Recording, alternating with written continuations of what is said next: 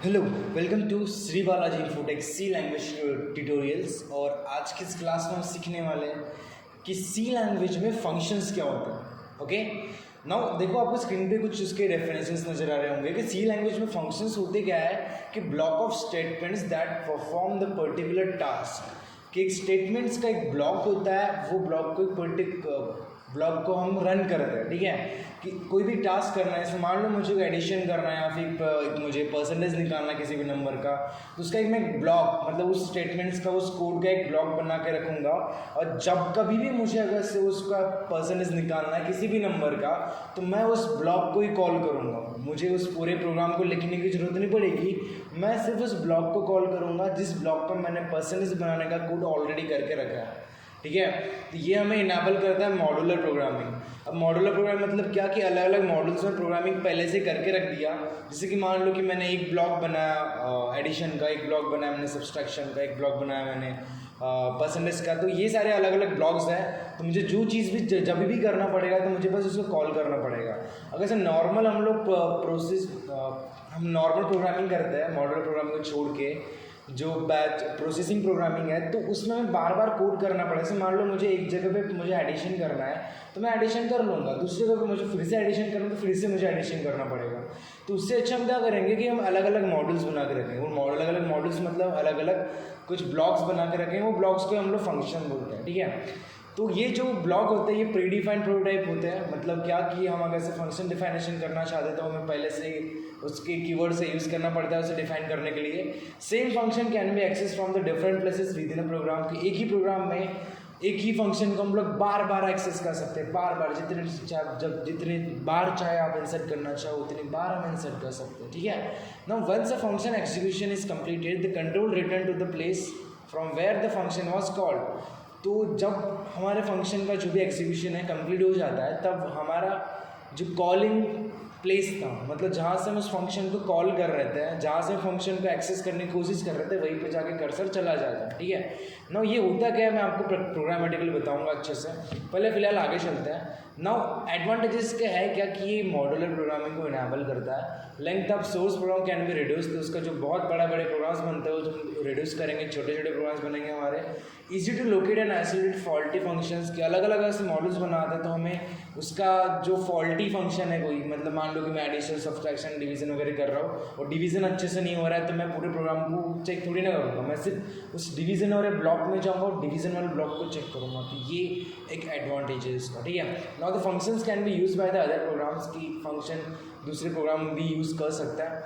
Okay, now चलो next हम पढ़ते कि होते क्या है। टाइप्स ऑफ फंक्शंस मैं आपको नेक्स्ट टाइम बताऊंगा। अभी मैं फिलहाल आपको सिर्फ फंक्शंस क्या होते हैं ये मैं डिक्लेयर करूंगा। ठीक है, तो देखो फंक्शंस भी अलग अलग टाइप्स के होते हैं, इससे थोड़ा सा देख ही लेते हैं। लाइब्रेरी फंक्शंस होते हैं जो कि पहले से बने रहते हैं, लाइक प्रिंटफ, स्कैनफ, गेट कैर, पुट कैर, ये ओपन या फिर गेट ch, है ना। ये अगर से मान लो मैथमेटिकल अगर से लाइब्रेरी का यूज़ करते हो तो वहाँ पे स्क्वायर निकालना, लॉग, पावर, ये सारी चीज़ें पहले से डिफाइंड फंक्शन है, प्री डिफाइंड लाइब्रेरी फंक्शन।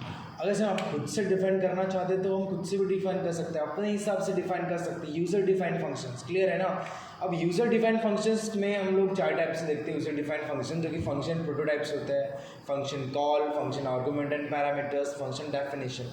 इसको हम आगे अच्छे से देखते हैं होता है क्या ये फंक्शन। ठीक है, तो फिलहाल मैं आपको आज सिर्फ फंक्शन के बारे में इंट्रोडक्शन दे रहा था, तो मैं इंट्रोडक्शन की क्लास में आपको मैं ले चलता हूँ ऑनलाइन कंपाइलर पर। तो मैं यहाँ पे ऑनलाइन कंपाइलर स्टार्ट कर दूंगा। तो मैं यहाँ पे ऑनलाइन कंपाइलर के लिए नया टैब में चला जाता हूँ, सिलेक्ट करते हैं ऑनलाइन कंपाइलर सी, ऐसे मैं टाइप कर लेता हूँ। जो भी मुझे कंपाइलर मिलेगा मैं इसे ओपन कर लूँगा। ओके, ओपन तो हो गया। C++ वाला नहीं, सी वाला कंपाइलर चाहिए, जो मैं सी पे क्लिक कर दिया, सी वाला कंपाइलर मुझे मिल गया। अब यहाँ पे हमें करना क्या है कि यहाँ पे हमें फंक्शन का यूज़ करना है।